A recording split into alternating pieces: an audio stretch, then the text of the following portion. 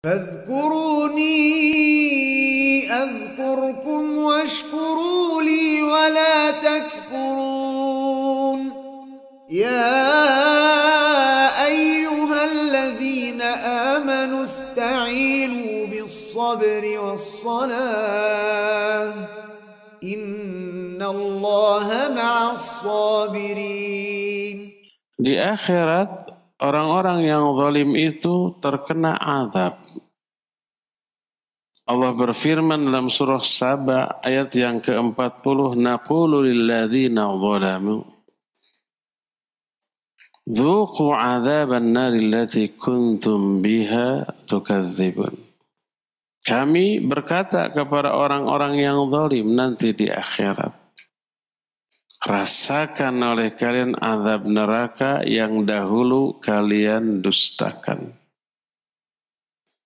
Waktu di dunia, para pelaku kezaliman ini banyak pendukung, banyak backing, banyak pengikut, makanya berani berbuat zalim. Tapi di akhirat seluruh pendukungnya juga bubar, karena mereka pun harus bertanggung jawab atas diri masing-masing.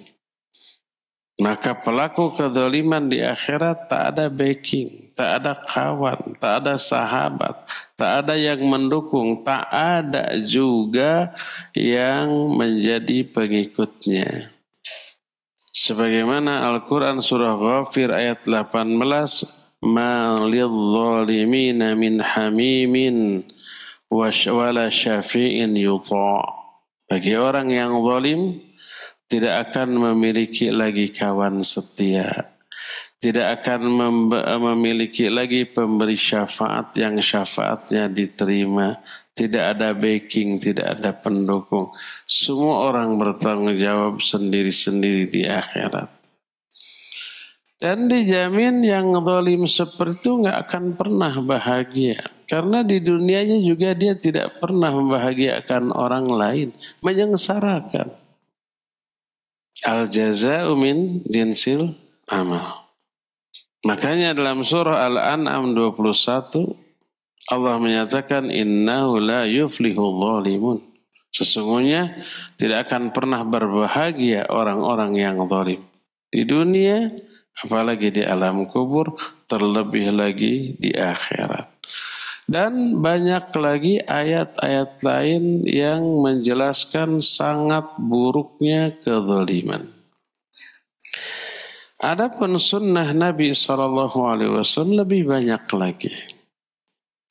Sebagaimana diterangkan dalam salah satu hadis sahih riwayat Imam Muslim. Ini hadis qudsi.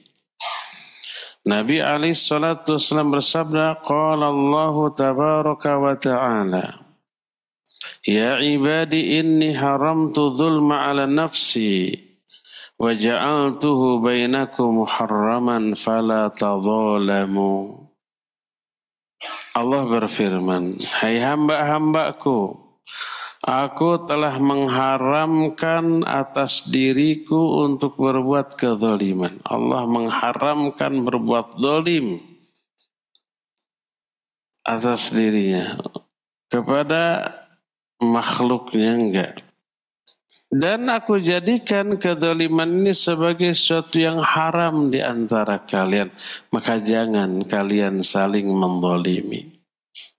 Makanya karena Allah Azza wa Jalla itu mengharamkan berbuat zalim atas dirinya sendiri, dia tidak pernah zalim kepada hambanya sekalipun. Allah itu laisa bidzallamin lil abid.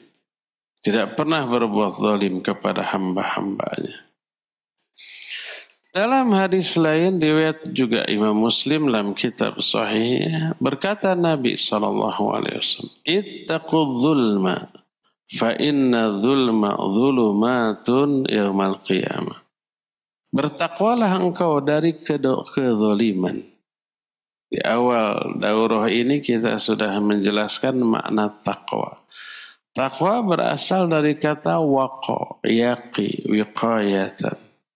Waqa itu artinya menjaga diri, memelihara diri, membentengi diri. Maka bertakwa artinya menjaga diri, membentengi diri dari sesuatu yang bisa memudaratkan diri. Itu bertakwa. Bertakwa kepada Allah artinya menjaga diri jangan sampai terkena murka dan azab Allah. Dengan cara laksanakan perintahnya, jauhi semua larangannya. Fattaqun nar, bertakwalah engkau kepada neraka, artinya jaga diri kalian jangan sampai terkena api neraka. Wattaqu yawma la tajzi nafsun an nafsin syai'a. Bertakwalah kepada hari kiamat, artinya jangan sampai menderita tuh. Termasuk ittaqu dzulma, jaga dirimu dari kezaliman. Dan sampai berbuat zalim. Jauhkan dirimu dari berbuat zalim. Kenapa? Zalim itu merugikan. Kezaliman itu adalah kegelapan pada hari kiamat. Dan seorang muslim karena saudara bagi sama muslim. Dan sebagai saudara wajib ada rasa cinta kasih sayang. Wujud cinta kasih sayang itu adalah memberi keuntungan, memberi maslahat, memberi kebahagiaan kepada sama muslim. Makanya dilarang keras berbuat zalim. Berkata Nabi SAW, al-muslimu akhul muslim, la yadlimuhu wa la yuslimuhu. Seorang muslim saudara bagi muslim lainnya. Nggak boleh menzalimi, nggak boleh cuek, membiarkan. Nggak peduli, wajib ada kepedulian. La tadkhulul jannata hatta tu'minu, wa la tu'minu hatta tahabu. Kamu nggak bisa masuk surga sebelum beriman. Kamu tidak dikatakan beriman sebelum saling mencintai. Makanya kalau ada orang karena cintanya kepada sama muslim memberi kepedulian, memberi perhatian, pertolongan, bantuan, apapun bentuknya, maka orang itu berarti memberi banyak manfaat ke orang lain. Dia menjadi manusia terbaik dalam pandangan Allah. Khairun nas anfa'uhum linnas. Sebaik-baik manusia, manusia yang paling bermanfaat bagi manusia lain. Dan dia otomatis menjadi orang yang paling dicintai. Berkata Rasul sallallahu alaihi wasallam, ahabbun nasi ilallahi anfa'uhum. Manusia yang paling dicintai oleh Allah yang paling bermanfaat. Maka amal yang paling dicintai oleh Allah adalah amal yang membuat orang lain bahagia, menolong, membantu, melepaskan orang lain dari kesulitan. Ahabbul a'mal ilallahi sururun tudkhiluhu ala qalbil muslim au takshifu anhu kurbatan au taqdi anhu dainan au tatradu anhu ju'an. Amal yang paling dicintai oleh Allah adalah memasukkan kebahagiaan kepada hati sama muslim. Atau melepaskan sama muslim dari kesulitan. Atau melunasi hutangnya. Atau menghilangkan kelaparan pada dirinya. Itu amal yang paling dicintai. Itu prinsip hidup seorang muslim terhadap sesamanya dalam kehidupan sosial, dan itu wujud nyata dari adanya iman di dalam hati mereka. Maka tidak pernah berbuat zalim. Kezaliman itu wujud kebencian. Padahal muslim tidak boleh membenci sesama muslim yang lainnya. Oleh karena itu, walaupun umpamanya kita membenci orang lain karena keburukan orang tersebut, buruk akhlaknya, tingkah lakunya, nyebelin, menyinggung, merugikan banyak orang, tapi tidak boleh ketidaksukaan, kebencian kita kepada dia itu mendorong kita untuk berbuat zalim kepada orang itu. Pokoknya musalah benar disalahkan gitu. Padahal dia benar hanya karena benci. Nggak boleh. Allah Azza wa Jalla berfirman dalam surah Al-Maidah ayat yang ke-8, Ya ayyuhalladzina amanu kunu qawwamina lillahi syuhada'a bil qist wa la yajrimannakum syana'anu qaumin ala alla ta'dilu i'dilu huwa aqrabu littaqwa. Hai orang-orang yang beriman, jadilah kalian menjadi saksi-saksi yang adil tegak karena Allah Azza wa Jalla. Jangan sampai kebencian kalian kepada suatu kaum mendorong kalian untuk tidak berbuat adil kepada mereka. Berbuat adillah karena berbuat adil itu lebih dekat kepada takwa. Apa saja kerugian dari berbuat zalim? Pertama, dia itu akan kehilangan banyak pahala dan akan bertambah banyak dosa. Sebenarnya kalau kita menjadi korban kezaliman secara ukhrawi untung. Si pelaku kezaliman secara ukhrawi rugi. Keuntungan kerugian itu langsung kontan saat itu juga. Sebagaimana sebuah hadis dari Abu Hurairah radhiyallahu an. Beliau bertanya, Nabi SAW bertanya, atadruna manil muflis? Ya, tahu nggak kalian siapa yang muflis, yang bangkrut? Para sahabat menyangka ini urusan pertanyaan, urusan dunia. Sebab bangkrut itu istilah ekonomi, istilah bisnis. Makanya berani menjawab. Kalau ini dianggap urusan agama, nggak berani jawab. Jawabnya pasti Allah wa Rasuluhu a'lam. Ini mah dijawab. Kata mereka, al-muflisu fina man la dirhama lahu wa la mata'. Orang yang bangkrut di kalangan kami adalah orang yang nggak punya dirham, nggak punya kekayaan. Maka jawaban ini menunjukkan kesalahan pemahaman sahabat tentang pertanyaan Nabi SAW. Nabi tidak pernah bertanya tentang urusan duniawi. Beliau menyatakan innal muflisa min ummati may ya'ti yaumal qiyamah bis salatin wa siyamin wa zakatin wa ya'ti wa qad syatama hadha wa qadhafa hadha wa akala mala hadha wa safaka damma hadha wa daraba hadha.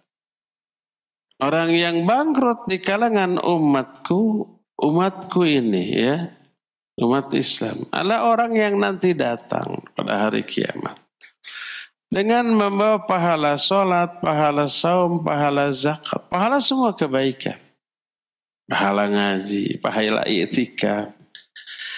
Tapi dia dulu waktu dunia pernah mencela si anu, menuduh si anu, memakan harta orang lain, menumpahkan darah orang lain, memukul orang lain. Apa akibatnya? Fayu'ta hadza min hasanatihi wa hadza min hasanatihi. Setiap korban kezalimannya dibayar dengan pahala. Pahala kebaikan dari salatnya, pahala dari iktikafnya, pahala dari saumnya, dari zakatnya, dari semua kebaikannya terus dibagi ke korban kezalimannya. Fa'in faniyat hasanatuh qabla ayyuqdama alaih ukhidha min khatayahum faturihat alaih. Kalau semua pahalanya habis, sementara korban kezalimannya masih antri, belum terbayar, maka diambil dosa mereka, ditimpakan kepada si pelaku kezaliman, kemudian dia dilemparkan ke dalam api neraka. Pahala habis, yang numpuk apa? Dosa. Ditimbang, pahalanya 0, dosanya numpuk. Kena dengan ayat wa amma man khaffat mawazinuhu fa ummuhu hawiyah. Inilah keburukan yang akan dialami oleh setiap pelaku kezaliman. Itu sahih riwayat Imam Muslim dalam kitab Sahih Muslim.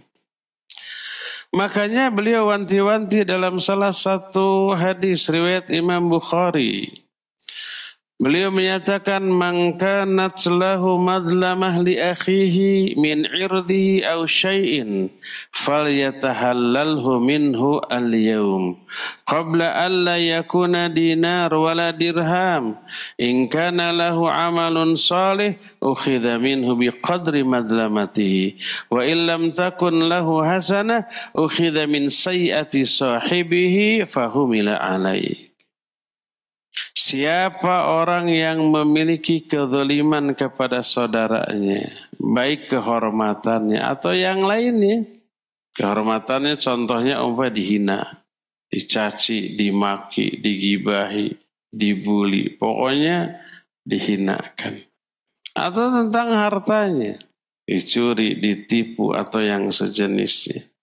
Atau apanya pun lah yang dimiliki oleh orang lain, cepat minta dihalalkan sekarang pada hari ini. Minta maaf, kembalikan haknya. Sebelum datang satu hari, di hari itu nggak ada dinar, nggak ada dirham. Kalau orang yang zalim tadi memiliki amal soleh, diambil pahala amal solehnya itu sesuai dengan kadar kezalimannya. Lalu diberikan kepada korban kezalimannya. Kalau dia tidak memiliki amal soleh, kezalimannya banyak, amal solehnya tidak ada, maka diambil dosa dari orang-orang yang menjadi korban kezalimannya, ditimpakan kepada orang yang zalim tadi. Kenapa orang itu disebut bangkrut? Karena nggak punya modal untuk hidup bahagia di akhirat. Modal bahagia di akhirat, pahala. Yang membuat celaka di akhirat, dosa. Karena ini yang ditimbang. Perbanyak pahala, persedikit dosa. Setelah pahala kita tumpuk-tumpuk, jangan dermawan dengan pahala. Nanti di akhirat dibagi-bagi, ini pahala saya habis. Dermawan yang baik itu di dunia dalam masalah harta. Iya, tapi dermawan di akhirat dalam bentuk bagi-bagi pahala seburuk-buruk manusia. Itulah keburukan pertama yang teralami oleh orang yang zalim, habis pahala, nambah dosa. Kedua, orang itu memperoleh laknat dari Allah Azza wa Jalla. Sebagaimana ayat yang di awal tadi dikemukakan dalam surah Hud. Ayat yang ke-18. Ala la'natullahi ala zalimin. Ingat. Laknat Allah akan tertimpa kepada orang-orang yang zalim. Dalam surah Ghafir atau surah Al-Mu'min. Ayat yang ke-52. Allah berfirman. Yauma la yanfa'u zalimina ma'dziratuhum walahumul la'nah walahum su'ud dar. Kata Allah, pada hari kiamat nanti, semua alasan orang-orang yang zalim enggak ada manfaatnya. Enggak diterima. Walahumul la'nah, bagi mereka laknat. Walahum su'ud dar, dan bagi mereka ada negeri yang sangat buruk untuk ditempati, ditinggali. Ini yang kedua, dilaknat dan memperoleh seburuk-buruk tempat menetap di akhirat. Ketiga, dia akan mengalami kegelapan yang luar biasa pada hari kiamat. Di momen-momen yang dia sangat membutuhkan cahaya. Di pertemuan yang lalu ketika membahas masalah Sirat, jembatan yang terbentang di atas neraka, kita sudah terangkan beberapa kondisi mengerikan dari Sirat. Sirat itu kecil, lebih kecil dari bagian tajam sebuah pedang. Lebih kecil daripada rambut. Terus mudhillah, muzillah, mudhidah. Licin, bikin bikin kepeleset. Sudah kecil, kemudian licin. Terus ketiganya gelap, tak ada cahaya sama sekali. Selain itu, dari neraka itu ada besi-besi pengait yang ujungnya bengkok, tajam, menyambar orang-orang yang berlalu di atas jembatan ketika menyeberang. Tanpa itu aja sudah sulitnya, bukan main. Salah satu kondisi di sana adalah apa? Gelap gulita. Tapi nanti orang yang nyebrang membawa cahaya sendiri-sendiri. Cahayanya sangat bergantung kepada kualitas, kuantitas amal baik yang dia lakukan di dunia. Makanya ketika menyeberang, kemarin kita sudah terangkan, ada orang yang membawa cahaya sebesar gunung. Allah menyatakan, yauma taral mu'minina wal mu'minat yas'a nuruhum baina aydihim wa bi aymanihim. Engkau lihat orang-orang mukmin mukminat, cahayanya itu begitu besar menyala menerangi di depan dan di kanan mereka. Lalu Nabi SAW ada menjelaskan ada yang cahaya sebesar gunung, sebesar pohon kelapa, ada sebesar orang dan seterusnya. Dan yang paling minim sebesar jempol kadang-kadang padam. Dan itulah orang-orang munafik. Yauma yaqulul munafiquna wal munafiqatu lilladzina amanu nzuruna naqtabis min nurikum. Qila irji'u wara'akum faltamisu nura. Pada hari itu orang-orang munafik laki perempuan berkata kepada orang-orang beriman, tunggu kami ikut nebeng kepada cahayamu. Karena cahaya dia redup, kadang padam. Maka dikatakan, kembali kalian, faltamisu lahu nuran. Cari cahayamu sendiri. Gak boleh nebeng.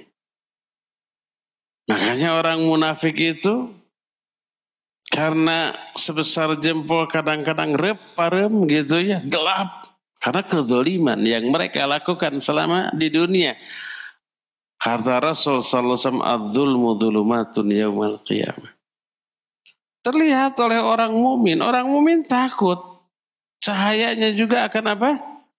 Akan padam. Maka mereka berdoa, "Rabbana atmim lana nurana, aghfir lana." Ya Allah, sempurnakan bagi kami cahaya kami. Ampuni kami. Maka kezaliman menimbulkan kegelapan pada hari kiamat nanti. Hindari. Jangan sampai kita memiliki nasib yang tragis karena kejahatan kita selama kita hidup di dunia. Itu ancaman yang keberapa? Ketiga. Keempat. Kita menjadi sasaran empuk dari doa orang yang menjadi korban kezaliman kita. Kalau orang yang zalim tersebut terlalu kuat berkuasa, korban kezalimannya nggak bisa balas, nggak berani membalas, tambah dizalimi lagi. Satu-satunya yang dia lakukan menjerit kepada Allah, berdoa gitu. Untuk apa? Untuk kecelakaan si pelaku kezaliman. Ya Allah, hancurkan dia. Ya Allah, binasakan dia. Ya Allah, timpakan azabmu di dunia. Itu bisa kena loh. Karena doa orang yang dizalimi mujarrab, makbul, didengar langsung oleh Allah. Maka wajib kita untuk menghindari doa orang yang dizalimi. Doa keburukan. Berkata Nabi SAW, wattaqi da'watal madlum fa innahu laisa bainahu bainallahi hijab wa in kana fajira. Takutlah kamu kepada doa orang yang dizalimi. Karena antara doa itu dengan Allah nggak ada hijab, nggak ada penghalang. Walaupun orang ini orang durhaka. Malah dalam riwayat lain, wa in kana kafira. Walaupun dia orang kafir. Jangan mentang-mentang dia kafir kita zalimi sebagai seorang muslim kepada orang yang kafir. Nggak boleh. Nanti orang kafir menjerit, mendoakan keburukan kepada Allah untuk kita, kena nanti. Kirain untukku. Itu kerugian yang keempat, yaitu apa? Yaitu menjadi sasaran empuk dari doa orang yang dizalimi. Kelima, kezaliman ini karena dosa, karena keburukan, menghalangi hampir semua kebaikan. Menghalangi hidayah. Yang tadinya Allah mau turunkan kepada dia. Menghalangi juga dikabulkannya doa dia. Mungkin orang yang zalim suka berdoa kepada Allah, mungkin terhalang doanya. Terhalang juga rizkinya. Terhalang juga ketika dia belajar ilmu. Susah loh. Kena dengan penyakit hese apal, gancang, pohon. Susah hafal, mudah sekali lupa. Karena kezaliman.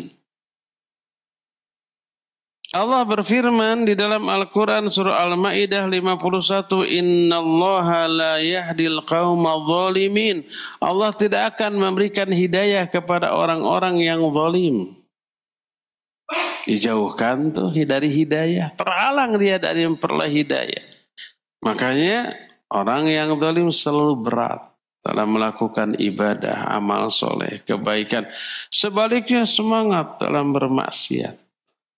Sedikit-sedikit pikirannya mikir urusan-urusan yang menyenangkan dia di dunia sekalipun itu diharamkan. Gak peduli, yang penting senang.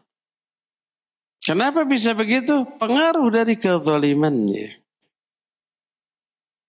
Terus dia akan terhalang dari kebahagiaan. Allah menyatakan, Innahu la yuflihu zalimun. Sesungguhnya tidak akan berbahagia orang-orang yang zalim. Terhalang dari banyak kebaikan. Terhalang juga dari memperoleh ilmu. Terhalang dari rizki. Terhalang dari beragam kebaikan. Terutama terhalang dari memperoleh rahmat, cinta, kasih sayang Allah Azza wa Jalla kepada dia. Itu keburukan yang keberapa? Keenam. Kelima, keenam. Orang itu akan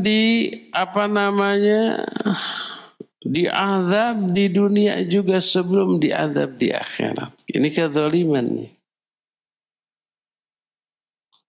Baik dilakukan secara individual, apalagi secara kolektif. Berjamaah berbuat zalim rame-rame. Termasuk para penguasa. Penguasa itu gabungan pengusaha dan penguasa. Siapa yang berkuasa, biasanya dia pengusaha juga punya usaha tuh.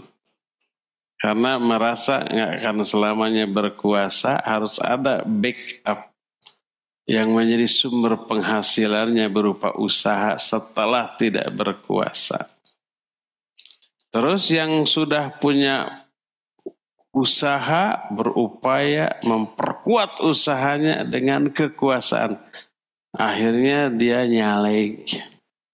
Ada orang yang nyaleg dengan latar belakang pengusaha banyak. Macam-macam. Sekarang yang nyalek itu artis, pengusaha, orang-orang public figure kayak gitu ya.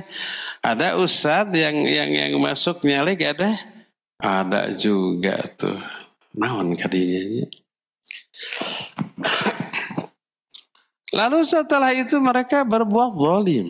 Yang penting kita untung, nggak peduli rakyat itu yang diperjuangkan yang menjadi bahan kampanye ketika berikhtiar terpilih. Apakah rakyatnya akan sejahtera karena perjuangan dia atau tidak? Nggak lagi peduli. Maka ketika kezaliman merajalela dilakukan oleh mayoritas penduduk suatu negeri, Allah hancurkan. Dalam banyak ayat. Di antara surah Al-Hajj 45 Allah menyatakan faka'ayyin min qaryatin ahlaknaha wa hiya zalimatun fahiya khawiyatun ala urushiha wa bi'rin mu'attalatin wa qasrin masyid, kata Allah Azza wa Jalla. Betapa banyaknya sebuah negeri yang telah kami binasakan karena kezaliman para penduduknya. Maka tembok-tembok negeri itu runtuh menutupi atap-atap mereka dan betapa banyak juga sumur-sumur yang ditinggalkan atau diterlantarkan dan istana-istana yang tadinya megah yang kemudian hancur luluh karena azab Allah. Yang tinggal hanyalah puing-puing. Seperti kaum Ad, kaum Thamud. Mereka hebat, diberikan kemampuan yang tidak Allah berikan kepada orang lain. Memahat batu-batu menjadi istana, menjadi rumah. Megah itu. Orang lain nggak bisa. Ternyata diamblaskan ke muka bumi. Sekarang peninggalannya masih ada tuh di Petra, tuh di Yordania tuh. Kelihatan bekas-bekas kejayaan mereka waktu mereka masih hidup. Karena itulah maka wajib untuk kita hindari kezaliman. Bahkan kezaliman ini pun tidak hanya diselesaikan di kalangan orang-orang atau manusia semata-mata, tapi bahkan juga di kalangan sesama binatang. Binatang pun terjadi kezaliman di antara sesama mereka dan kelak Allah Azza wa Jalla akan melerai atau menyelesaikan tindak kezaliman di kalangan mereka. Suatu saat Rasul SAW dan para sahabatnya melihat ada 2 ekor kambing yang beradu, silih tenggar gitu. Kata Nabi SAW, tahu nggak kalian apa yang menyebabkan mereka itu bertengkar? Duka parbut bikang, duka parbut cukut gitunya. Duka hanya sekedar show of force saja. Saya punya tanduk gede, tenaga gede. Hayu kita ngadu. Kan ada yang begitu. Tipikal preman bertemu dua di jalan, papelong-pelong bisa gelut atau. Nah, kata para sahabat, tidak tahu ya Rasulullah. Kata Rasul SAW, Allah pasti akan menegakkan keadilan di kalangan mereka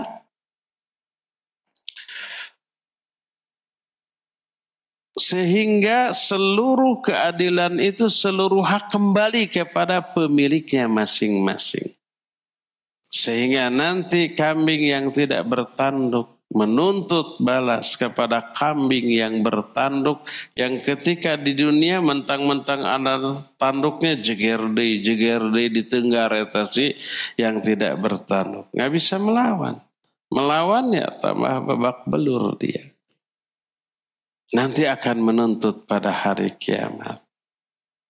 Tapi kalau binatang mah seusai mereka melaksanakan atau dituntaskan urusan qisas di antara mereka, mereka dikembalikan jadi tanah. Tidak berlanjut hisab ke surga, ke neraka, tidak. Terlihatlah ini oleh orang-orang kafir, maka orang kafir mengatakan, wa yaqulul kafiru ya laitani kuntu turaba. Aduh celaka aku. Seandainya aku pun jadi tanah seperti binatang itu. Binatang sudah beres urusannya, nggak sampai ke surga ke neraka. Orang kafir terus diproses sampai berakhir di neraka, waliyadzubillah, ya. Nah, jadi seluruh kezaliman akan terbalas pada hari kiamat. Jangan merasa orang-orang yang berbuat zalim aman karena korban kezalimannya lemah. Tidak berani dan tidak punya kemampuan untuk membalas, ya itu di dunia. Tapi ingat, di akhirat kelak seluruh kezaliman terbalas dan seluruh hak akan dikembalikan kepada pemiliknya masing-masing. Beruntunglah korban-korban kezaliman secara ukhrawi, karena dia memiliki banyak keuntungan. Pertama, dosanya gugur, di-offer ke orang yang zalim. Kedua, pahalanya nambah, offeran dari orang-orang yang zalim. Ketiga, derajat kemuliaannya meningkat. Yang keempat, doanya itu apa? Makbul, dikabul. Kalau dia menjerit, mendoakan keburukan kepada pelaku kezaliman, bisa kena itu. Nah, yang kelima, orang yang dizalimi itu, karena itu kesengsaraan, karena itu kesulitan, Allah akan ganti dengan dua jenis kebahagiaan yang akan datang setelahnya. Inna ma'al usri yusran, inna ma'al usri yusran. Maknanya setelah satu kesulitan akan datang dua kebahagiaan setelahnya, ya. Inilah materi kita tentang terbalasnya kezaliman di akhirat. Nanti